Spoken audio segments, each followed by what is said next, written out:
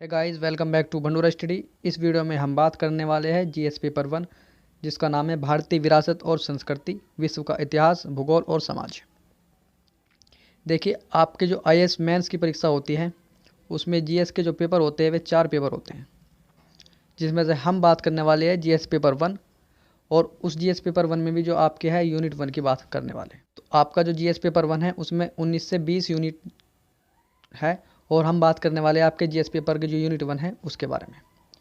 तो आपकी जो क्या कहती है कि भारतीय संस्कृति में प्राचीन काल से आधुनिक काल तक के कला के रूप, साहित्य और वास्तुकला जो है आपको पढ़ने हैं।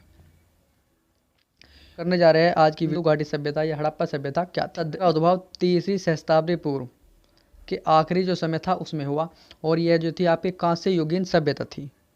प्राचीन मिस्र, मेसोपोटामिया के साथ साथ ये विश्व की तीसरी प्राचीनतम सभ्यताओं में से एक थी।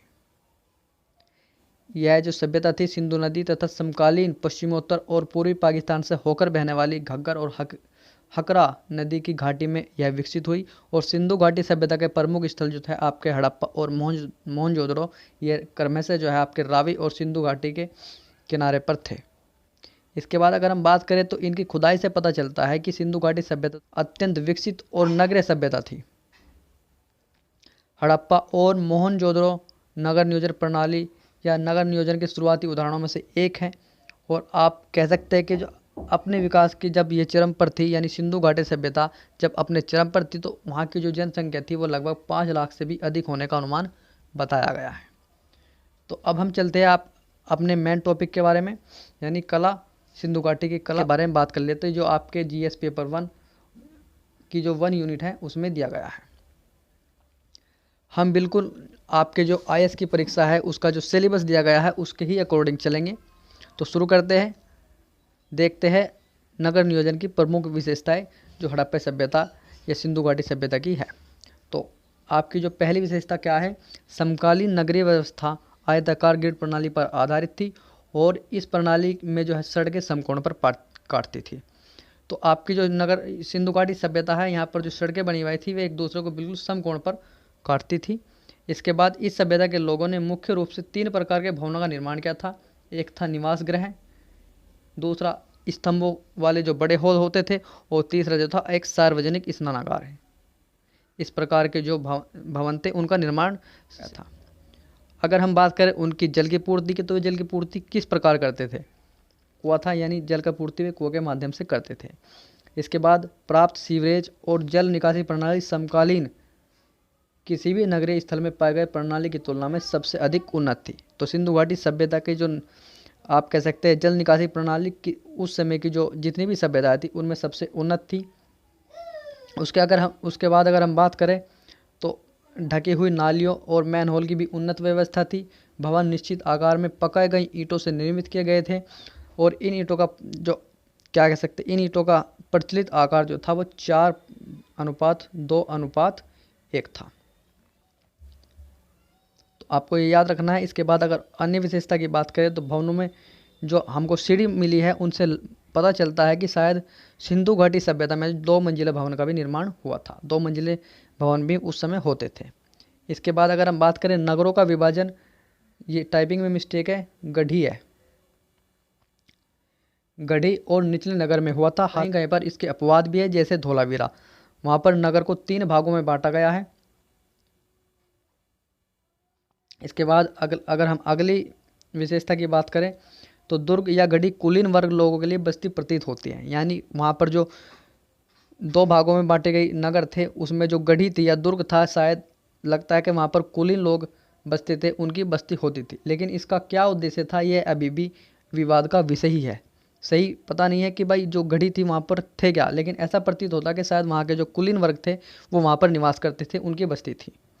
इसके बाद अगर हम बात करें, किले जो थे 4 दीवारी और रक्षा प्राचीर से घिरे थे, लेकिन स्पष्ट नहीं है कि इनका प्रयोग सुरक्षा की दृष्टि से किया गया था या फिर बाढ़ का जो पानी था उसको मोड़ने के लिए किया गया था। इसके बाद अगर हम बात करें अगली, तो अन्नागार महत्वपूर्ण संरचना थी जो गढ़ी और दुर्ग में स्थित थी। यानी जो अन्नागार बनाए जाते थे जो में बांटा गया था, एक गढ़ी और एक निचला नगर। तो अन्नागार जो थे यहाँ पर जो ऊंचे या गढ़ी क्षेत्र था उसमें बनाए गए थे। और इनका निर्माण कार्य भी एक प्रकार से उत्कृष्ट था और इनमें जो थे सही ढंग से वायु निकासी के साधन और फसल को दबाने के लिए चबूतरे भी बनाए गए थे।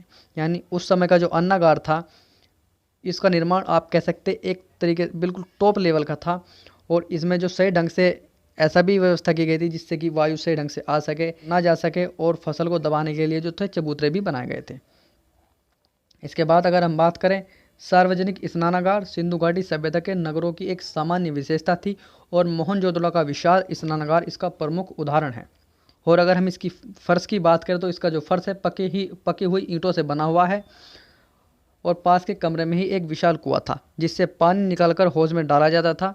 इसके चारों तरफ नालियाँ और कमरे भी बने हुए थे तथा जो जलाशय था उसमें उतरने के लिए उत्तर और दक्षिण दिशा में जो था सीढ़ी की व्यवस्था भी की गई थी। यानी आपका जो स्नानागार होता था उसका जो उत्तर और जो दक्षिण हिस्सा था वहाँ पर उस जल में उतरने के लिए सीढ़ियाँ भी बनाई गई थी। उस जलाशय में उतरने के लिए जो थी सीढ़ियाँ भी बनाई गई थी, उसकी भी उत्तम व्यवस्था थी।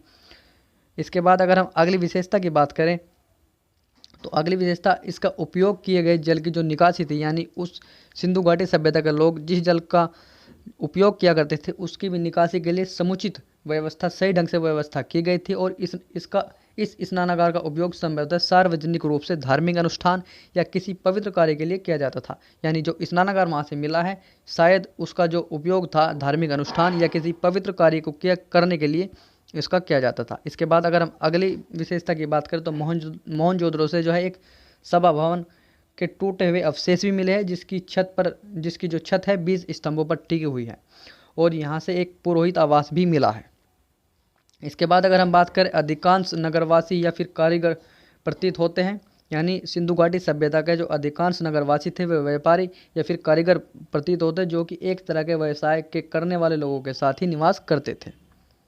इसके बाद अगर हम बात करें कपास और ऊन की कताई इस सभ्यता के लोगों में काफ़ी प्रचलित थी। यानी ऊन और जो आपका कपास होता था उसकी कताई, उससे जो आप कपड़े या अन्य कुछ भी चीज़ें बनाते थे वो सिंधु घाटी सभ्यता के लोगों में काफ़ी प्रचलित थी।